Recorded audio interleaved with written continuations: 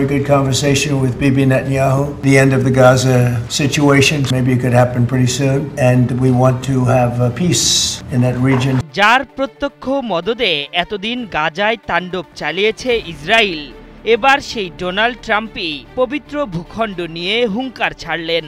ঘনিষ্ঠ মিত্র বেনিয়ামিন নেতানিয়াহুকে সরাসরি লাল কার্ড দেখালেন তিনি। কিছুতেই পশ্চিম তীর ইসরায়েলিদের হতে দেবে না বলে সাফ জানিয়ে দিয়েছেন ট্রাম্প। এমনকি ফিলিস্তিন ভূখণ্ডে যথেষ্ট অবিচার হয়েছে বলেও সতর্ক করে নেতানিয়াহুকে থামতে বলেছেন। ট্রাম্প যদি সত্যি এমন কিছু চান তাহলে বিস্ময়কর কিছুই হতে যাচ্ছে।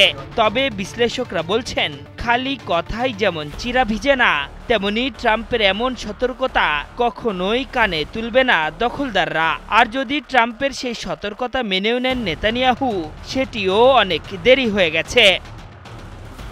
ডোনাল্ড ট্রাম্পের বরাতে বার্তা সংস্থা রয়টার্স জানিয়েছে, পশ্চিম তীর কিছুতেই ইসরায়েলের সাথে যুক্ত হতে দেবে না মার্কিন প্রেসিডেন্ট। যে কোনো মূল্যে ইসরায়েলের সেই পরিকল্পনা রুখে দেবেন তিনি।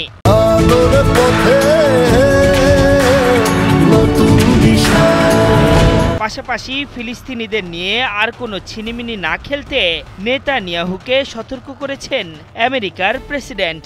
বলেছেন, যথেষ্ট হয়েছে, এবার থামতে হবে। বৃহস্পতিবার ওভাল অফিসে সাংবাদিকদের সামনে ইসরায়েলকে এই সতর্ক বার্তা দেন মার্কিন president. Also a very good conversation with Bibi Netanyahu, trying to get the hostages back, and we're trying to get the end of the Gaza situation. It's really bad, very bad.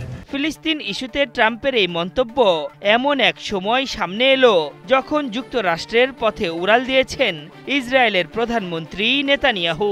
দখলদার রাষ্ট্রপ্রধান সেখানে পৌঁছানোর আগেই পবিত্র ভূখণ্ড নিয়ে রীতিমতো বোমা ফাটালেন ডোনাল্ড ট্রাম্প। তার মতে, ইসরায়েলের কিছু উগ্র ডানপন্থী নেতা দেশটির সঙ্গে পশ্চিম তীর যুক্ত করে সেখানে নিজেদের সার্বভৌমত্ব প্রতিষ্ঠার আহ্বান জানাচ্ছেন। ফিলিস্তিন রাষ্ট্র প্রতিষ্ঠার পরিকল্পনাকে ধূলিসাৎ করতে চান তারা, কিন্তু তাদের এই আহ্বান নাকচ করে দিয়েছেন মার্কিন প্রেসিডেন্ট। সম্প্রতি গ্রেটার ইসরায়েলের পরিকল্পনাকে প্রকাশ্যে আনেন ইসরায়েলের প্রধানমন্ত্রী ও তার মন্ত্রীরা। নিজেদের সেই পরিকল্পনা বাস্তবায়ন করতে ইতোমধ্যে সেই মিশনে নেমেও গেছে তার সেনারা। তবে পশ্চিম তীরকে ইসরায়েলের সঙ্গে যুক্ত করার পরিকল্পনা নিয়ে মিত্রদের চাপের মুখে আছে দখলদাররা। বিষয়টি আরব নেতাদের মধ্যে উদ্বেগ সৃষ্টি করেছে। তাদের মধ্যে কয়েকজন গত মঙ্গলবার জাতিসংঘের সাধারণ অধিবেশনের ফাঁকে ট্রাম্পের সঙ্গে সাক্ষাৎ করেছেন।